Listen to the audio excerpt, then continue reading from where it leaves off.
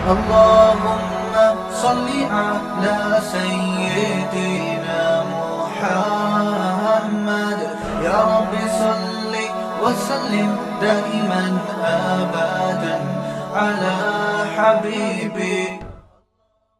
پوچھتا بہت ہوں مگر عمل نہیں کرتا. جیسے حج ورزش کرنی ہے, جاگنگ کرنی ہے, رات کو پوری پلاننگ کر لوں گا مگر حج نہیں. مجھے کیا اسٹیپ لینا چاہیے؟ پہلا قدم اٹھاؤں اور عمل کروں. میں نے پورا جمعے کا بیان اس پہ کیا ہے کہ ڈائری پہ لکھنا سیکھو. جو باتیں آپ نے کرنی ہے ایک ڈائری پہ لے آؤ کہ یہ میں نے کرنا ہے, اور پھر ایسے ہی لے آؤ اٹرم پٹرم. یہ نہیں کہ ترتیب سے لکھنا شروع کرو ورنہ لکھا ہی نہیں. جو کرنا ہے نا اپنے فیوچر میں, جو آپ کی ضرورت ہے وہ آپ ڈائری میں ڈال دو. یار مجھے یہ بھی کرنا ہے, یہ بھی کرنا ہے, یہ بھی کرنا ہے, یہ بھی, اٹرم پٹرم جو کڑپڑ آتا ہے نا لکھ دو اس کے اوپر. پھر یہ ایک دن میں نہیں ہو جائے گی پلاننگ, ذہن میں رکھنا. ہو سکتا آدھا گھنٹہ 1 گھنٹہ آپ کو جو آپ کے دماغ میں وہ ڈائری میں لکھنے میں ہی لگ جائے اور کوئی پلاننگ نہ ہو تو کوئی بات نہیں, کل اس سے آگے سے شروع کر لینا. سمجھ رہے ہو؟ پھر آپ نے کیا کرنا ہے, ان میں کون سے کام پہلے کرنے ہیں, کون سے, یہ تو پورا ٹائم مینجمنٹ کی ایک ورکشاپ ہوتی ہے, وہ ٹائم لینڈر والے کرواتے ہیں. وہ یمین الدین نام ہے نا سلیمان احمد صاحب کے, آج کل جو وہ بڑی زبردست ورکشاپ کرواتے ہیں, اس کو اٹینڈ کر لیں ایک دفعہ. یمین الدین انٹرنیٹ پہ سرچ کریں گے آ جائے گی. وہ بہت خاندانی ورکشاپ کرواتے ہیں. سلیمان احمد صاحب کروا رہے ہیں, آج کل نہیں کروا رہے مجھے نہیں پتا. ٹائم لینڈر لکھیں گے نا اس پہ LENDER, تو وہ یوٹیوب پہ ان کے وہ ورکشاپ کرواتے ہیں. اس کا خلاصہ یہی ہے کہ آپ ڈائریوں میں چیزیں اتاریں اور دماغ میں نہ رکھیں. پھر آپ کہیں کہ یار ورزش شروع کرنی ہے, کیوں نہیں ہو رہی ہے؟ کب تک چھپو گے پیڑوں کی آڑ میں, کبھی تو ملو گے لنڈا بازار میں. اسی طرح اگر زندگی گزری تو ایک دن مر جاؤ گے. کولیسٹرول اتنا بڑھ جائے گا, ڈاکٹر کہیں گے اب آپ بھاگے نا تو آپ کے گھٹنے خراب ہو جائیں گے, اتنا وزن بڑھ جائے گا, تو اس سے پہلے بھاگ لو. تو پھر آپ کہیں کہ یار یہ رکاوٹ کیا بن رہی ہے, اس کو لکھیں. رکاوٹ یہ بن رہی ہے صبح بہت سستی ہوتی ہے, صبح دل نہیں چاہ رہا ہوتا, تو چلو مغرب کے بعد شروع کر دو. صبح جو کام کر سکتے ہو وہ کر لو بھائی. صبح نہیں ہو رہی نا, فائدے مند تو صبح ہی ہے. نہیں ہو رہی تو جب ہو رہی ہے اس ٹائم پہ کر لو یار. مغرب یا عصر کے بعد مجھے سستی نہیں ہوتی, عصر کے بعد کر لوں گا. اچھا, شیطان پھر یہاں آ کے کہتا ہے عصر کے بعد بھی, کیونکہ پوستی پناہ ماشاء اللہ پاکستانی قوم آپ کو پتہ ہے. آپ نے ڈائری میں لکھ دیا بھائی صبح ہمت نہیں ہوتی, عصر کے بعد کروں گا میں, یہ آسان ہے میرے لیے. عصر کے بعد بھی نہیں ہوگی مجھے پتہ ہے, عصر کے بعد بھی نہیں ہوگی. پھر آپ عصر کے بعد کہو گے بھائی اس سے بہتر ایک سموسہ کھا لو, چائے پی لو. تو آپ پلاننگ یہ کرو کہ یار عصر کے بعد بھی نہیں ہوئی, وجہ کیا ہے؟ وجہ یہ کہ ابے سوچو وہاں جا کے دوڑو گے پارک میں, تو یار ایسا کرو دوڑیں گے نہیں, پارک میں واکنگ کر لوں گا میں 15 منٹ, یہ تو ہو جائے گا نا. تو یہ لکھ دو کل واکنگ کروں گا خالی. جاگنگ کے تصور سے روح کانپ رہی ہے. تو آپ پھر کیا ہوگا پتہ ہے, پھر آپ ابے 20 منٹ کون واکنگ کرے گا یار, اس سے بہتر ہے وہ جو میرا دوست آیا ہوا ہے اس کے ساتھ ادھر ہی بیٹھ کے, کیونکہ وہ کون سا واکنگ کے لیے آپ کے ساتھ جائے گا. تو پھر آپ نے کیا کرنا ہے, یار 15 منٹ بھی نہیں ہو رہی نا, ایسا کرو پارک کا ایک چکر لگا کے آ جاؤں گا بس. تو جو ہو رہا ہے نا وہ کر لو. اس کا فائدہ یہ ہوگا کہ اگلے دن آپ کے اندر اس سے زیادہ کی صلاحیت پیدا, بولو. میں نے 20 دفعہ تجربہ کیا ہے, میرا جاگنگ کا بالکل دل نہیں چاہ رہا ہوتا تھا. بعض دفعہ بھائی یار سستی ہو رہی ہے, جوتے پہن کے میں نے ارادہ کیا میں جاؤں گا پارک میں نا, جاگر پہن کے گیٹ کو ہاتھ لگا کے آ جاؤں گا بس. آج چونکہ ایسا ہوتا ہے بعض دفعہ موڈ ہی نہیں ہو رہا ہے یار, سستی, اور کوئی وجہ نہیں ہوتی, وہ ویسی سستی. انسان کے ساتھ یہ حوال ہوتے ہیں, ہر ایک کے ساتھ ہوتے ہیں. تو میں نے تجربہ کیا ہے, شوز پہن لو بس آپ, اور بولو میں پارک کے گیٹ کو ہاتھ لگا. لیکن اب آدمی وہاں جاتا ہے تو کہتا ہے چکر لگا لو یار, کر لو بھائی, ٹھیک ہے نا. جم کبھی کبھار جانا ہوتا ہے, ہم جاتے بھی نہیں پابندی سے, لیکن جس دن اسکیجول میں ہوتا ہے کہ آج جانا ہے, بہت یہ سب کام نا نوجوانوں کے شروع کے بڑے جوش ہوتے ہیں. میں نے دیکھے بڑے لڑکے آتے ہیں جم جا رہے ہیں اور اسپیڈ بریکر بنا لیا نا بہت سارے یہاں پہ, تو 4-6 دن کے بعد پھر سستی شروع. اصل میں وہ ٹائم ہوتا ہے کہ اب آپ نے اس کام کو کنٹینیو کرنا ہے یا نہیں کرنا. تو زیادہ کے چکر میں تھوڑا مت چھوڑو, تھوڑا سا کرو گے تو آپ کو وہی موٹیویشن مل جائے گی. کئی دفعہ ایسے ہوا ہے, میں جم گیا, میں نے کہا بس ایک دفعہ نا وہ یوں پلی کھینچ کے آ جاؤں گا میں, آج ہمت نہیں ہو رہی. لیکن جب آدمی جاتا ہے تو آدمی کہتا ہے یار پراپر پوری ایکسرسائز کرو جو آپ کا معمول ہے. تو سستی کا علاج یہ ہے کہ شیطان آپ کو بیوقوف بناتا ہے کہ یہ کام بہت مشکل ہے. آپ شیطان کو ٹوپی کراؤ, آپ بولو میں کون سا پورا کام کر رہا ہوں بھائی, میں تو گیٹ کو ہاتھ لگا کے واپس آ رہا ہوں. بچپن میں گھنٹی بجا کے بھاگ جاتے تھے نا, تو پارک کی گیٹ کو ہاتھ لگا کے واپس آ جائیں گے.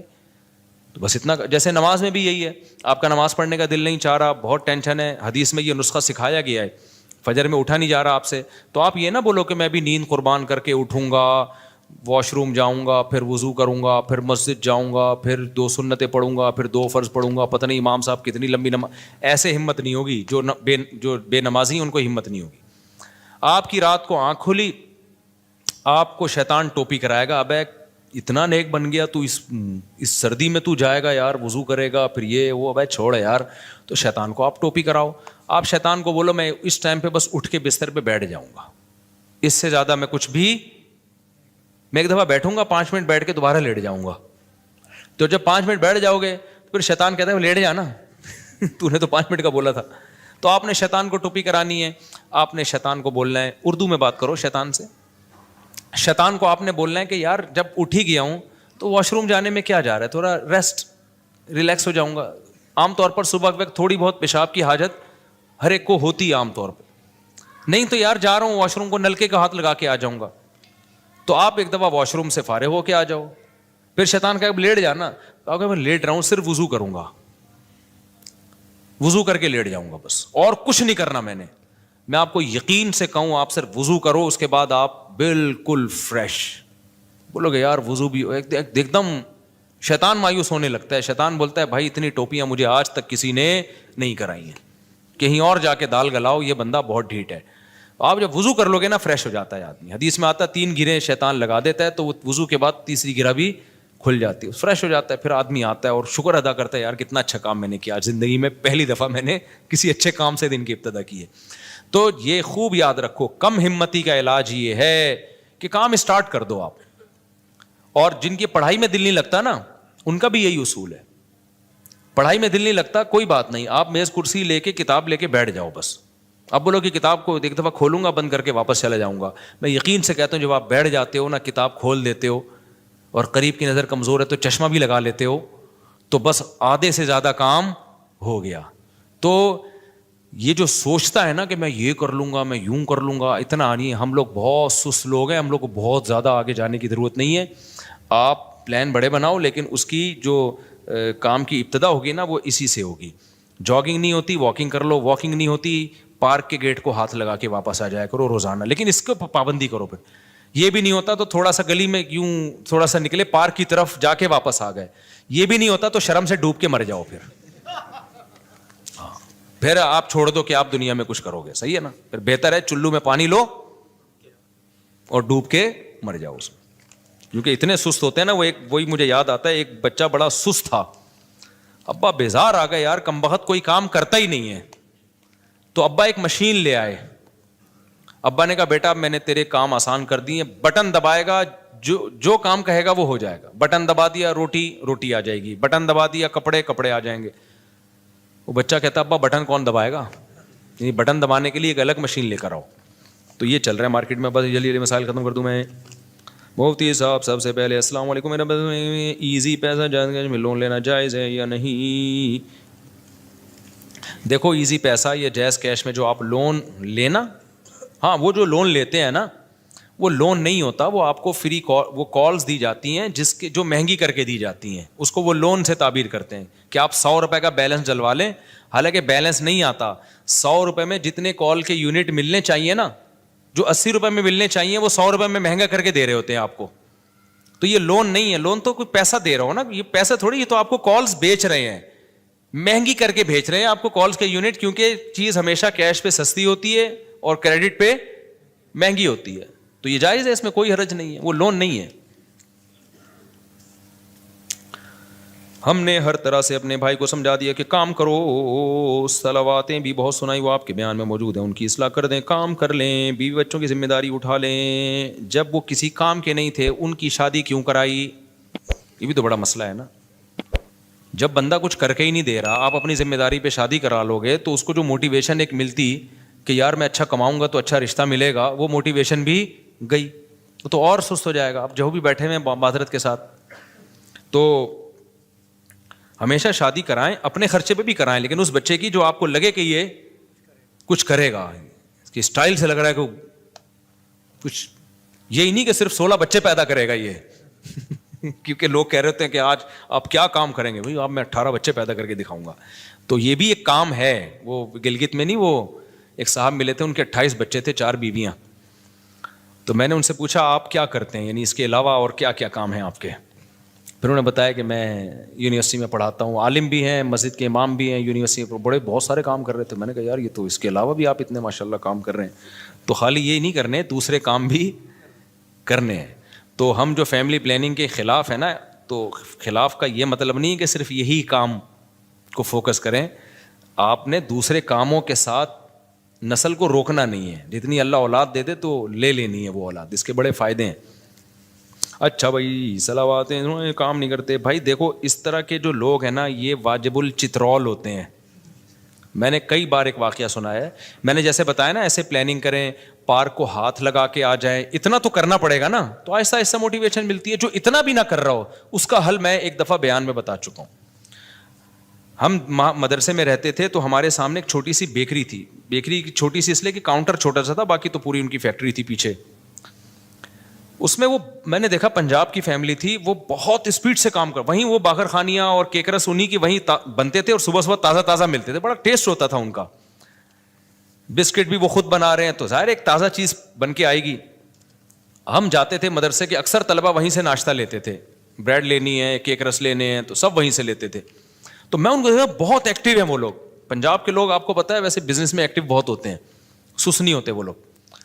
تو اب وہ ٹھکا ٹھک باہر خانی، بھائی 20 روپے کی چاہیے، ٹھکا ٹھک ایک دم لائے، پیسے لیے، ایسے اسپیڈ میں کام کر رہے ہوتے تھے.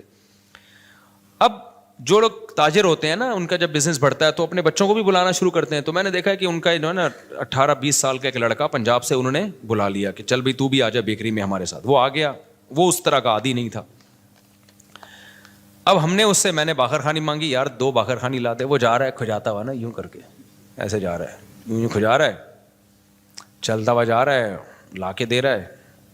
وہ اس کو کہہ رہے ہیں بیٹا بیٹا بیٹا کر کے بات کریں. بھائی تھے اور والد ہوگا ان کا، کہ بیٹا کسٹمر کھڑا ہوا ہے، ایسے بزنس نہیں ہوتا، ایسے تم جا رہے ہو باتیں کر، کسٹمر آ رہا ہے نا تو کوئی باتیں کر رہا ہے تو کسٹمر سے باتیں کرنے میں لگ گیا وہ. تو وہ میں نے دیکھا پورا ہفتہ تقریباً وہ یہی ڈھیلا پن، اور وہ بار بار اس کو ڈانٹیں، یار تو کیا کر رہا ہے بیٹا، ایسے نہیں ہوتا بزنس. بزنس میں بہت ایکٹیو رہنا پڑتا ہے، ٹھگا ٹھگ نمٹاؤ لوگوں کو. بات اس کو سمجھ میں نہیں آئی. ایک دن میں آیا تو میں نے دیکھا وہ بھی اسی اسپیڈ میں ٹھکا ٹھک آ رہا ہے، جا رہا ہے، ٹھن ٹھن ایسے نا بالکل. تو میں نے کہا یار یہ کیا ہو گیا. پتا چلا کہ جی ان کی فیملی میں یہ رواج ہے کہ شروع میں اس طرح محبت سے سمجھاتے ہیں، نہیں آئے تو کمرہ بند کر کے نا طبیعت سے چترول لگاتے ہیں. تو غالب گمان قریب یقین ہے پرانا قصہ ہو گیا، مجھے پوری تفصیل یاد نہیں، اس کو بھی طبیعت سے انہوں نے دھویا ہے کہ تجھے 1 ہفتے سے سمجھا رہے ہیں بھائی یہ کاروبار کا طریقہ نہیں ہوتا.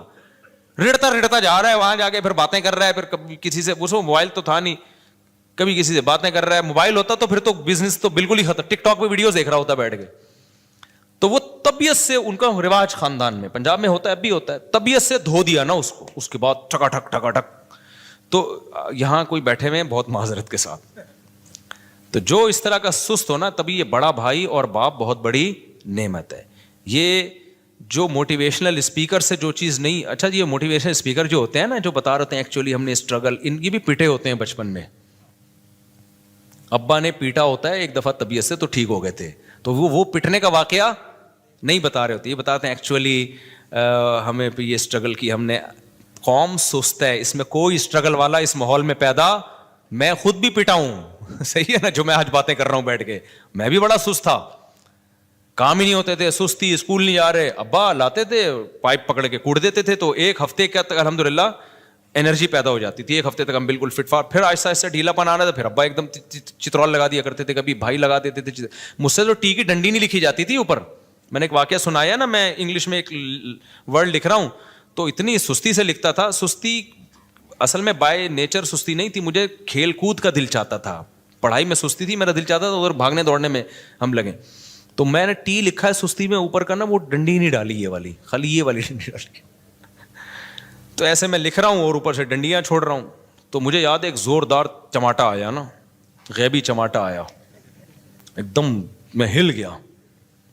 تو میرے بڑے بھائی نے لگایا تھا تھپڑ. انہوں نے بولا یار تم اتنا کیا لکھو, تمیز سے تو لکھو, ٹی کی ڈنڈی تو ڈالو. اس کے بعد سے آج تک اس واقعے کو, میرا خیال ہے یہ 80s کا واقعہ, میں بہت چھوٹا تھا اس وقت, 87 یا 88 کی بات ہوگی. 88 بہت ونس اپون اے ٹائم, اتنا پرانا تو میں لگ بھی نہیں رہوں گا آپ کو. تو 88 کی بات ہوگی. اس کے بعد سے آج تک سب کچھ بھول سکتا ہوں. جب میں ٹی میرے بھائی بھی یہ واقعہ بھول گئے ہوں گے, جب بھی میں ٹی لکھتا ہوں نا, اوپر کی ڈنڈی آج تک میں نے کبھی نہیں چھوڑی. ہو سکتا ہے کوئی لفظ لکھ رہا ہوں اسپیلنگ غلط لکھ دوں, میں 2-3 الفابیٹ ہی چھوڑ دوں, لیکن جہاں ٹی آئے گا تو پورا آئے گا, اس کے اوپر کی ڈنڈی کبھی بھی. تو کچھ چیزیں ہوتی ہیں جو گھر میں بہت سست ہو نا, ہل کے نہیں دے رہا ہو. آپ نے موٹیویشنل اسپیکر بھی سنا دیے اس کو, سب کی تقریریں سنا دی, ہماری تقریر پھر بھی تو بہترین ہے. ایک دفعہ اس کو طبیعت سے دھو ڈالو, انشاءاللہ سیٹ ہو جائے گا. لیکن آج کل بچے بدتمیز اتنے ہو گئے ہیں, بڑا بھائی ڈانٹ دے تو وہ آگے سے جواب دے دیتے ہیں, باپ ڈانٹ دے تو آگے سے جواب دے دیتے ہیں. تو اس بدتمیزی والے ماحول میں تو پھر تربیت نہیں ہو سکتی بھائی. تو اس لیے کہتے ہیں پہلے بچوں کو تمیز سکھاؤ, بعد میں باقی چیزیں سکھاؤ.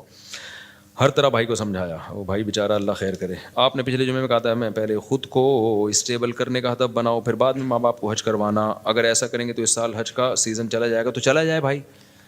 ایک صاحب نے مجھ سے پوچھا کہ میرے پاس پیسے نہیں ہیں, تو میں ہدف ایک ویژن بنا رہا ہوں کہ ماں باپ کو حج کراؤں. ان کو میں نے کہا تھا آپ غلط چیز کو ویژن بنا رہے ہو. آپ ویژن بناؤ کہ میں پہلے اسٹیبل ہو جاؤں, میں پیسہ کما لوں.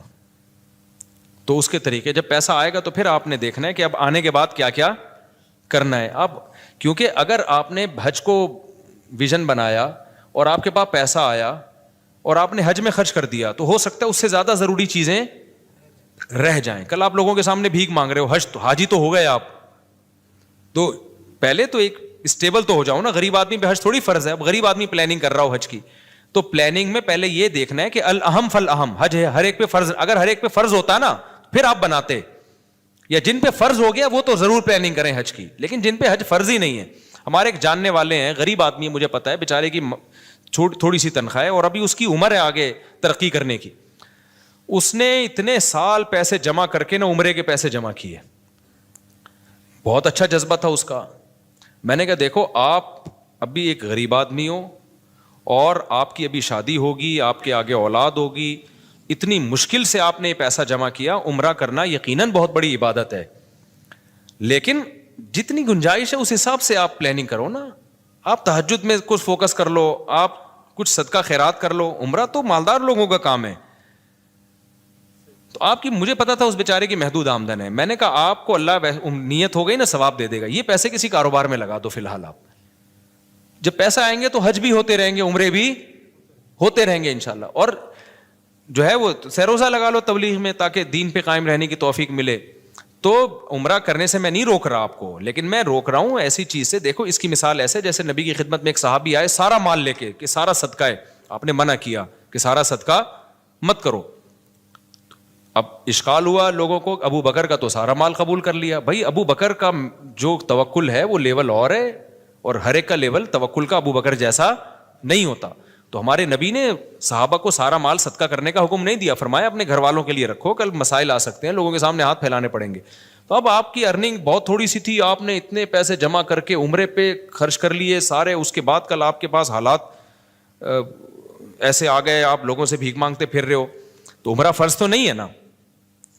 تو اس لیے میں نے ان کو منع کیا. اب کوئی ہو سکتا ہے کوئی میری وہ بات کو سن کے بولے یار مفتی صاحب عمرے سے روک رہے ہیں لوگوں کو. عمرے سے نہیں روک رہے, ہمیں پتہ ہے اس بیچارے کی ابھی کم عمری ہے, یہ جذبہ اس کا اچھا ہے, لیکن اس میں وہ فقہی بصیرت نہیں ہے. کل اس کے حالات, کل ماں باپ اتنے تانے دیتے ہیں آج آپ کے پاس پیسے نہیں ہیں, تو ماں باپ کی آنکھوں کا تارا بھی وہی ہے. تہجد میں دعائیں بھی اس بچے کے لیے ہوں گی جو پیسے کما کے لا رہا ہو. تو فرض ہوتا نا پھر تو کرنا ہی کرنا ہے. جب فرض نہیں ہے تو نوافل پہ وہ پیسہ خرچ کرے جس کے پاس اضافی پیسہ ہو, پھر وہ کرے. پھر آپ حج جب فرض ہو جائے تو حج تو کرنا ہی کرنا ہے. تو جن کے پاس کچھ مالی گنجائش ہے وہ تو حج کی پلاننگ کریں. جو کھانے کو مسائل چل رہے ہیں, غربت, مہنگائی ہے, تو پھر حج کی پلاننگ کے بجائے آپ پیسہ کمانے کی پلاننگ کر لو. ایک واقعہ سنا کے ہی میں بات ختم کرتا ہوں. مجھے یاد ہے ہمارے ایک دوست تھے, ان کا بیوی سے بڑا جھگڑا چل رہا تھا. وہ میرے استاذ کے پاس آئے, انہوں نے کہا میں چاہتا ہوں اپنی بیگم کو حج کرا دوں تاکہ بیگم کا مجھ پر, میرا اور بیگم پر ایک احسان ہو جائے گا, تو ہو سکتا ہے تعلقات اچھے ہو جائیں. انہوں نے کہا بھائی اگر تعلقات اچھے کرانے کے لیے بیگم کو حج کرا رہے ہو نا, تو حج کے بجائے پراپرٹی لے کے بیگم کو گفٹ کر دو, اس سے بہت اچھے تعلقات ہو جائیں گے. اتنی نیک بیگمات آج کل مارکیٹ میں شارٹ چل رہی ہیں ٹھیک ہے نا, کہ حج کرنے سے وہ زیادہ خوش کس سے ہوگی کہ مجھے پراپرٹی مل گئی. ہاں اتنی مہنگی پراپرٹی کہ بیگم کے پاس جانے کا, بیگم پہ حج فرض ہو جائے تو وہ تو پھر ایک الگ بات ہے نا, پھر تو وہ بیگم کو واجب ہو جائے گا کہ بیچ کے حج کرے وہ, یعنی اس سے تھوڑی سستی ہو.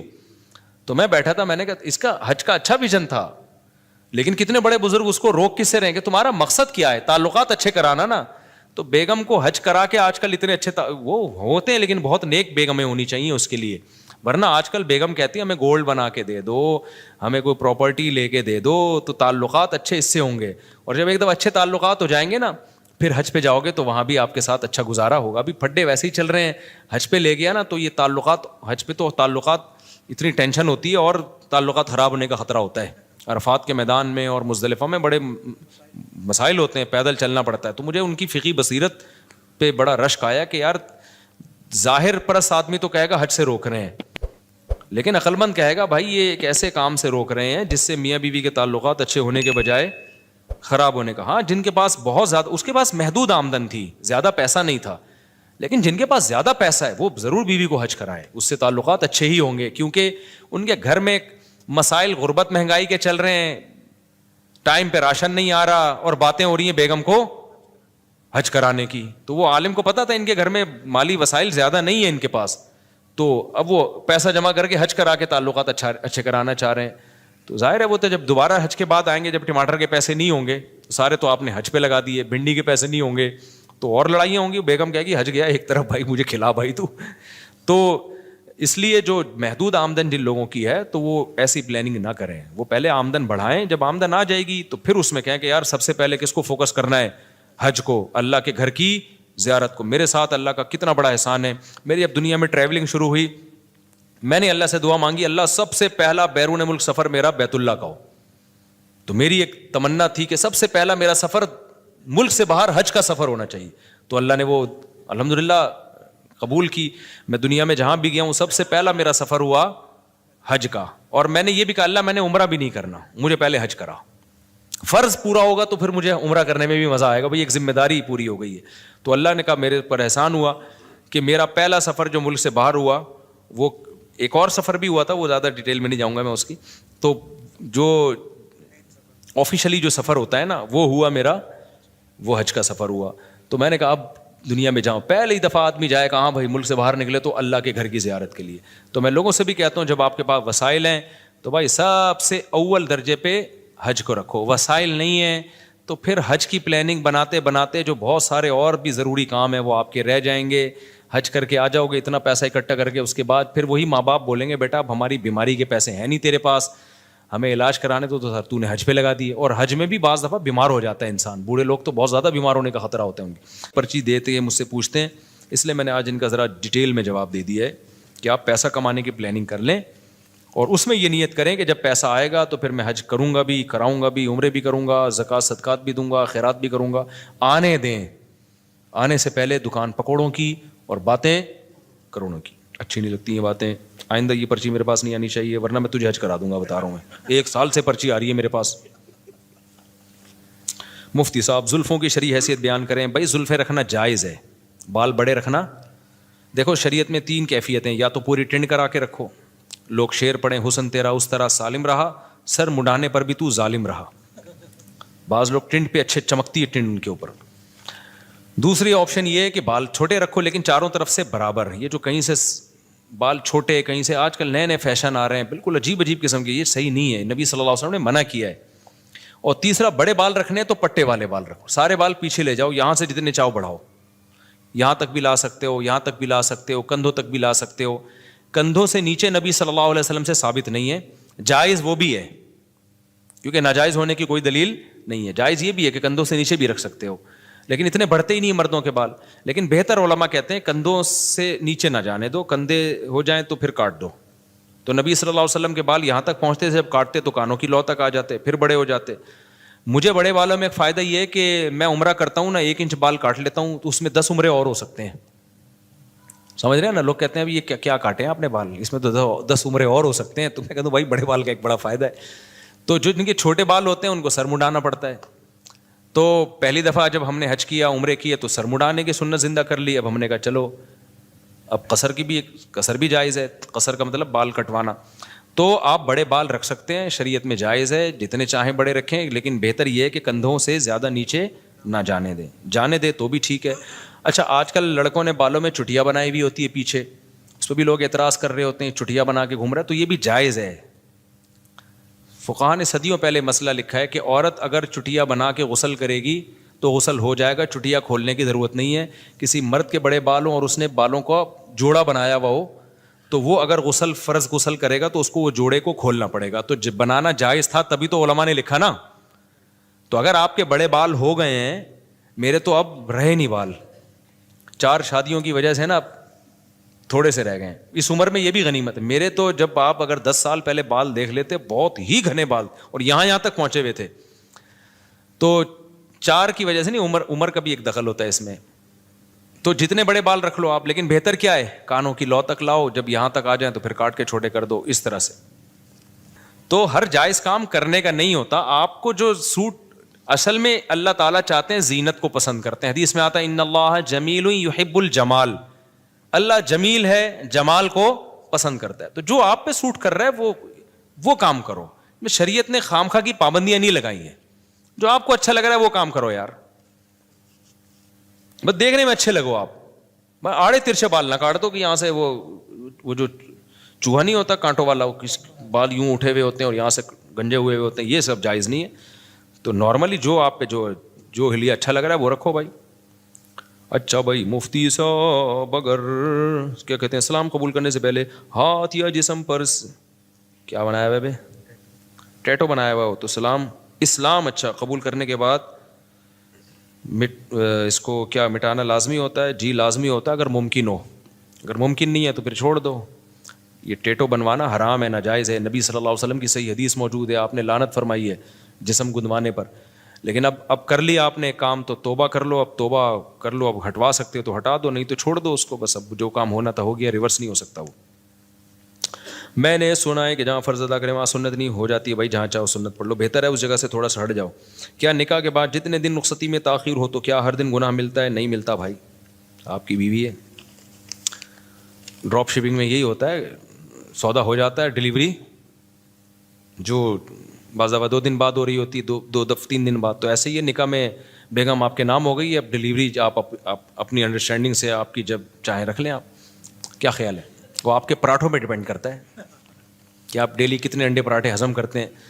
تو جو جتنے زیادہ ہضم کرتے ہیں وہ چاہتے ہیں جلد سے جلد ڈلیوری ہو, اور جو دھنیے پودینے پہ چل رہے ہیں وہ کہتے ہیں نہ ہی ہو تو بہتر ہے. 2 سال 3 سال پتہ نہیں بیٹھتے کیسے ہیں یہ لوگ. میں تو حیران ہوں یار, اللہ نے بیوی کو اتنا اٹریکٹیو بنایا ہے, مرد کے لیے, عورت کو, کہ کیسے 1 سال رخصتیوں میں تاخیر کرتے ہیں لیکن ہماری سمجھ سے بالا تر ہے بھائی. تو آدمی کا جب ظاہر ایک جگہ نکاح ہو گیا, اس کی بیوی بن گئی, وہ تو اگر مرد کا بچہ ہوگا تو ہر وقت کھوپڑی کہاں جائے گی, ادھر ہی گھومے گی یار. میری بیگم ہے, حلال ہے میرے لیے. تو اب یہ لوگوں کے دلوں کے حالات تو اللہ ہی جانتا ہے.